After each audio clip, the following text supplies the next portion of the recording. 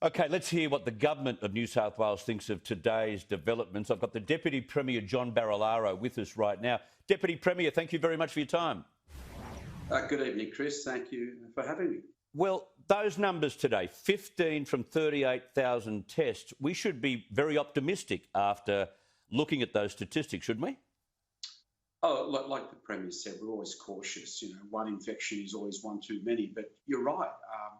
What we have to put this into account is that 38,000 tests in a 24-hour cycle is the largest number of tests that we've ever done since the pandemic ever started.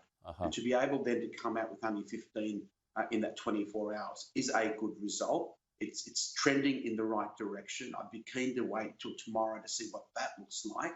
If we have another low number, it clearly shows that we have contained it to the peninsula. We have contained it from further community transmission. Our contact tracing is world class. Our health experts are doing the job, and more importantly, the citizens of New South Wales are doing what we've asked of them, and that is to turn up and get tested. And that's where the success will come from, and won't be being lectured by those other state premiers, that's for sure.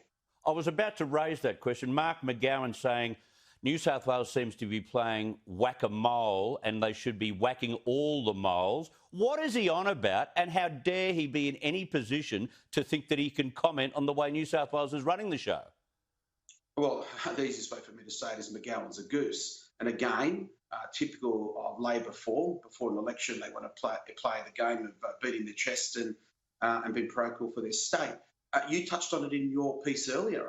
New South Wales has had about 100,000 international returns to Sydney Airport. So the risk is with us. 45% of that is for other states. In other words, we're the dry cleaners for every other state because we're doing the heavy lifting. And when you have a couple of issues with what occurs at Sydney, and the reality is we still haven't pinpointed patient zero here. We're not sure exactly how this has occurred. But the reality is we're doing the heavy lifting. We've always done the heavy lifting. And to hear someone like Premier McGowan criticise New South Wales when we know it's first class. When Victoria had its outbreak, we were the ones that sent our experts down to Victoria. Even to hear Daniel Andrews today offering that, look, it's always good to get offered that support. But just remember this, we closed the border on Victoria when the cases got to 140 a day, and then it became 180, and then 200, and we now went up to 700. But we didn't hit the trigger until about 140 a day. And to have Victoria close its borders, on 15 today? I mean, I tell you what, no, we're not getting the same respect back. No, it's so true. You're not getting the same respect back.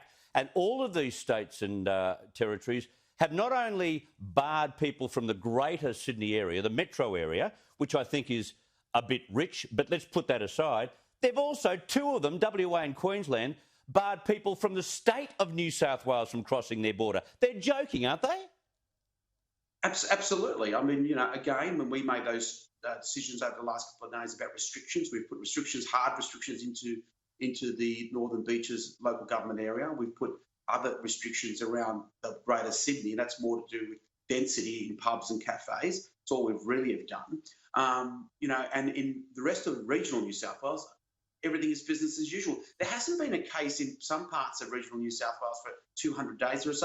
Most parts of regional New South Wales have never had a case. And for again the Queensland board to go up turning it on and off like a light switch shows the contempt by Premier Palaszczuk to the people of northern New South Wales that rely heavily on those communities across that both ways. Services, it's transport, it's a whole range of employment opportunities. At worst, right now on the eve of Christmas holidays, to have that border go up in that way is heartless. Yep. Heartless for so many New South Wales citizens and Queenslanders that have waiting all year to come together as families has now been taken off them. Yeah, I agree entirely. We do have a problem, though, with smart Alex in New South Wales who don't like to fill out the QR code accurately and make up names. That's got to stop.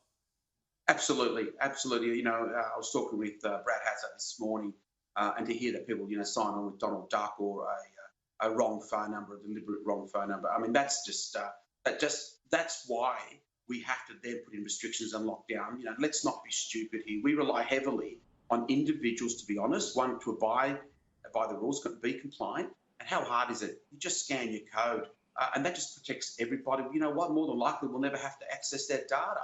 So just be honest with it. And, we do it to protect everybody. We're not doing it because government's somehow trying to harvest data.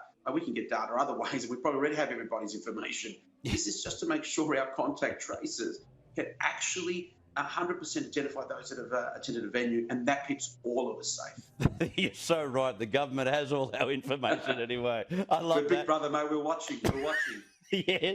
Now, listen, you've got to get Gladys to enlarge the number we're allowed to celebrate Christmas with, because I see it's 10, and I would have thought that number is not suitable for families like Barilaros, for instance.